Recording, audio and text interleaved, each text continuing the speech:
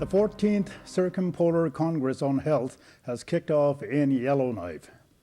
Hundreds of scientists and health experts from all over the world are gathered.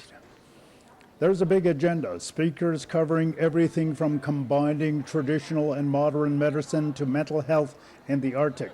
The theme of the conference is making the step from research to action, something that is especially important now in the wake of all the international polar year research.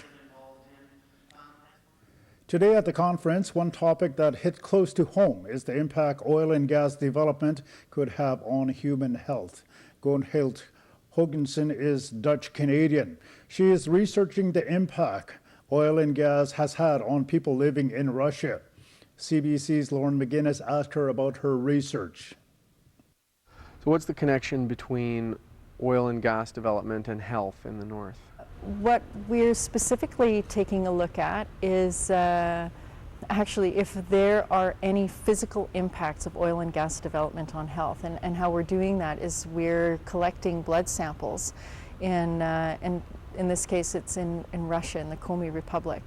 And we've been allowed to do this, had to go through much clearance, but we're collecting blood samples and we'll be testing for different toxins in that blood, including toxins that would come from oil and gas sources, to see if there are any impacts.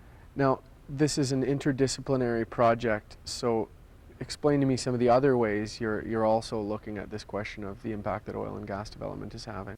Let's see. Well, we're investigating how is oil and gas development impacting communities, say, for example, from an identity perspective. So, for example, if an oil and gas installation comes to a northern community, say, for example, in the Northwest Territories, and the oil and gas can be extracted from a land that is occupied and taken care of by local communities, say for example Indigenous communities, to what extent does that development impact their lives? Does it have an impact on the culture? Does it have an impact on access to other things like, say, health services, or to food, or to, does it impact their own economies? Does that economy, because it is the oil and gas is bringing a type of economy to the area, will that impact, say, traditional economies, fisheries? That's a huge issue in Norway, for example, that there's a movement towards oil and gas and is actually having a large impact on fisheries towns and whatnot, that their people are actually moving out because they'll join the oil and gas industry, for example, to earn more money. Do you keep an eye on what's going on in the Mackenzie Valley with oil and gas development and the questions you're dealing with in your research? My contribution to the project is directed in Russia at the moment, like the collecting of the blood samples and helping them. So I'm getting the Russian side of the project off the ground. So it's kind of hard to have like one eyeball going off this way to seeing what's happening in Mackenzie. So I'm not as familiar with it as I should be for the moment, but the project as a whole, and when we're putting the project results together, we're a whole team then, and we can learn from each other and say, oh, yeah, well, that's what's been happening there, and we can tell them, our project members here, what's been happening in Komi, and see, are there any similarities, or what the developments are like.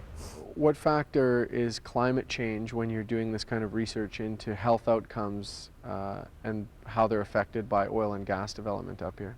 One sort of obvious answer that I could give is that with climate change, melting ice, therefore we have greater access. There's a lot of discussion about the melting ice increases the access to oil and gas potential. So in that respect, climate change is allowing for greater oil and gas exploration. And then the question is, that exploration itself, to what extent does that affect our health specifically? Which is why we're doing these tests to discover are there any toxins that are spread through oil and gas development. So I can't say specifically what those implications are going to be, but that would be one sort of logical connection with climate change. Thank you very much for talking to me. Yeah, you're welcome.